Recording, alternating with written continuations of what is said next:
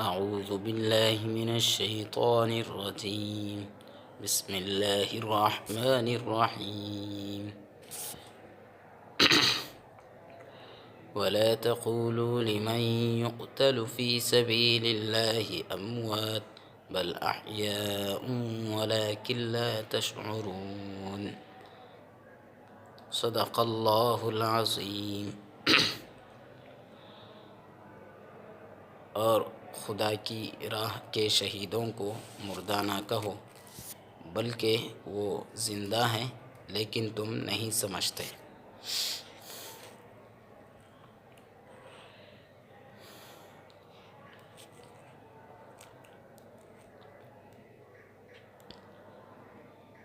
ابھی جس آیت کریمہ کی تلاوت کی گئی ہے یہ سورہ بقرہ کی آیت نمبر 154 ہے، جس کا ترجمہ یہ کیا گیا ہے کہ اللہ تعالیٰ کی راہ کے اندر شہید ہونے والے بندوں کو مردہ کہہ کر نہ پکارا کرو بلکہ وہ زندہ ہیں لیکن تم اس کی حقیقت سے بالکل بے خبر ہو۔ اس سے پہلے کی آیات میں اللہ تعالیٰ نے صبر کے ساتھ ساتھ نماز کی طرف جو ہے توجہ اور رغبت دلائی تھی اور بندوں کو اللہ کی بارگاہ میں صبر اور نماز کے ذریعے سے مدد طلب کرنے اور اپنی حاجات اور ضروریات کی امداد طلب کرنے کی جو ہے توجہ دلائی گئی تھی۔ اس آیت کریمہ میں شہداء کرام کے مقام و مرتبے کو اور ان کی عظمت کو اور ان کی فضیلت کو ذکر کیا گیا ہے۔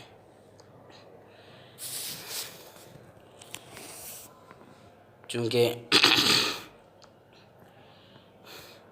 اللہ تعالیٰ نے فرمایا کہ شہیدوں کو مردہ نہ کہو، کیوں؟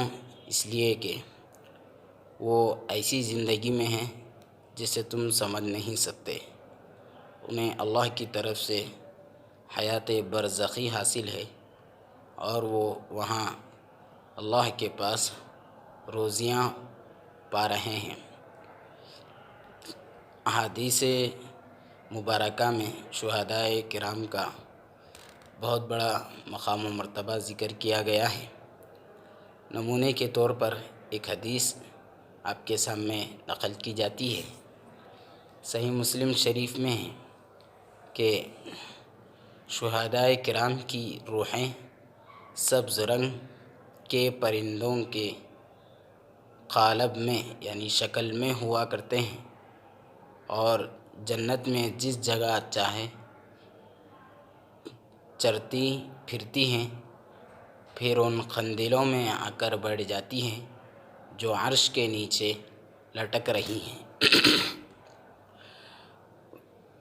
ایک مرتبہ ان کے رب نے انہیں دیکھا اور ان سے دریافت کیا کہ اب تم کیا چاہتے ہو؟ انہوں نے جواب دیا، باری تعالی ہمیں تو نے وہ دے رکھا ہے جو کسی کو نہیں دیا ہے، پھر ہمیں کس چیز کی ضرورت ہوگی؟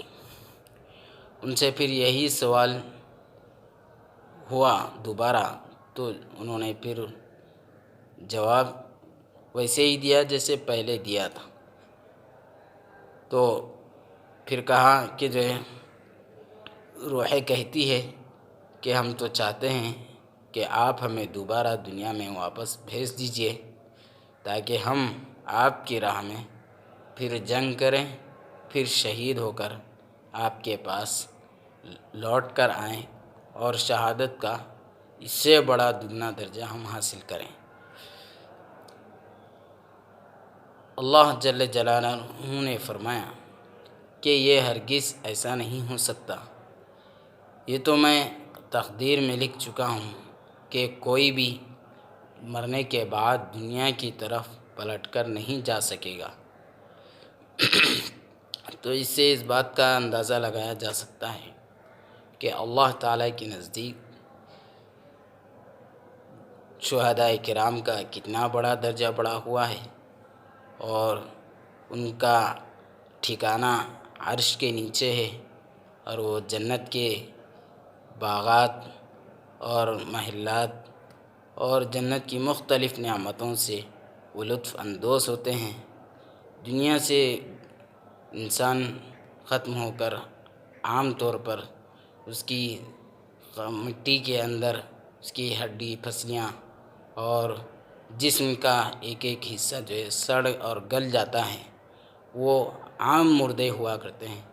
لیکن جو اللہ کی راہ میں اللہ کے کلمے کو بلند کرنے کے لیے اللہ کے دین کی خاطر سر بکف ہو کر اپنا سر تن سے جدا کر دیتے ہیں اور اپنی جان کو اللہ کی راہ میں اللہ کے راستے میں قربان کر دینے کے لیے ہمیشہ تیار رہتے ہیں، اور وہ جب بارگاہ عزتی میں اللہ تعالیٰ کی بارگاہ میں حاضر ہوتے ہیں تو اللہ تعالیٰ ان کو بھی اپنے شان انداز میں اتنا بڑا اونچا مقام عطا فرماتے ہیں کہ انہیں آزادانہ انہیں ہر طرح کی آزادی دے دی جاتی ہے، اور انہیں جنت میں جس طرح چاہیں وہ جنت کی نعمتوں سے لطف اندوز ہو سکتے ہیں۔ اور ایک حدیث میں اللہ تعالیٰ نے اور ایک حدیث میں ہے کہ جو ہے مومن کی جو روح ہوا کرتی ہے، فرمایا کہ جو ہے وہ ایک پرندہ ہے جو جنتی درختوں پر جو ہے رہتا ہے، اور قیامت کے دن وہ اپنے جسم کی طرف لوٹ کر آئے گا۔ تو اسے ایک بات یہ بھی معلوم ہوتی ہے کہ مومن ہوں پھر اس کے بعد جو ہے اللہ کی راہ میں جام شہادت نوش کرے اور شہادت کا مقام پائے، تو اس کے ساتھ اس کا اور بڑا اعزاز و اکرام کا معاملہ کیا جاتا ہے۔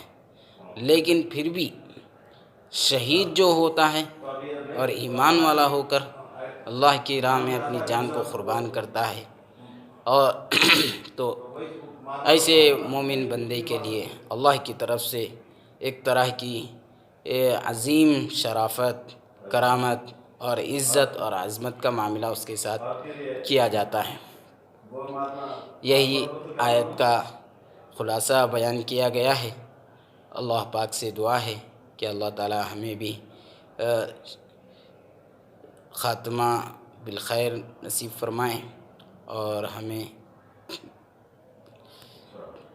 اور ہماری حیات اور موت کو اللہ تعالیٰ دونوں طرح سے خوشگوار بنا دے۔